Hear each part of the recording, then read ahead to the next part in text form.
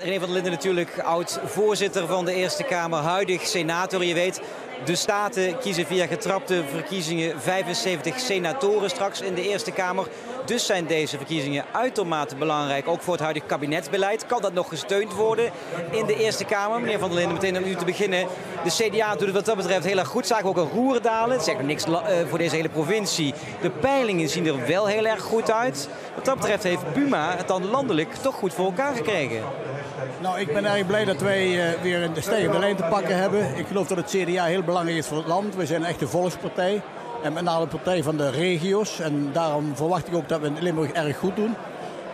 De Eerste Kamer heeft ook de afgelopen periode altijd constructief opgesteld. Ook de CDA-fractie.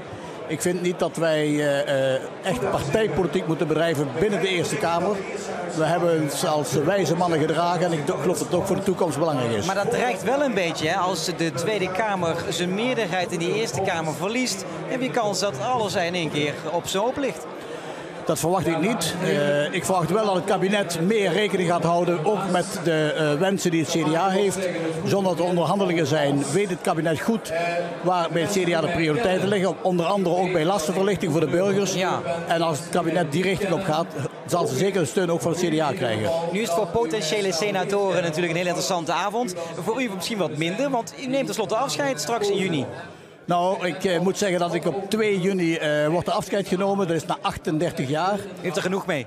Genoeg van? Nou, dat mag ik niet zeggen. Ik heb altijd passie voor de politiek. Ik vind het ook altijd heel interessant om in de Eerste Kamer weer politiek te bedrijven. Mijn hart is verpand aan de politiek. En ik heb mij altijd ingezet voor deze provincie, maar vooral ook voor Europa. Wat gaat er daarna gebeuren dan? U heeft de provincie gedaan, u heeft Europa gedaan.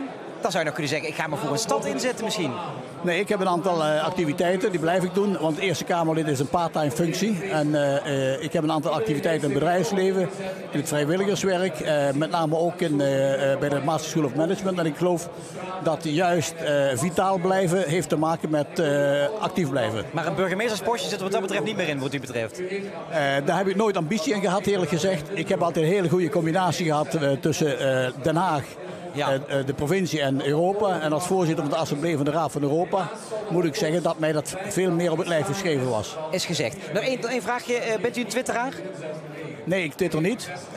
Ik heb geen Facebook. Ik moet eerlijk zeggen, Twitter is voor de jonge mensen. Maar ik vind het altijd heel oppervlakkig. Omdat het altijd alleen maar één kreet is. Zonder veel diepgang.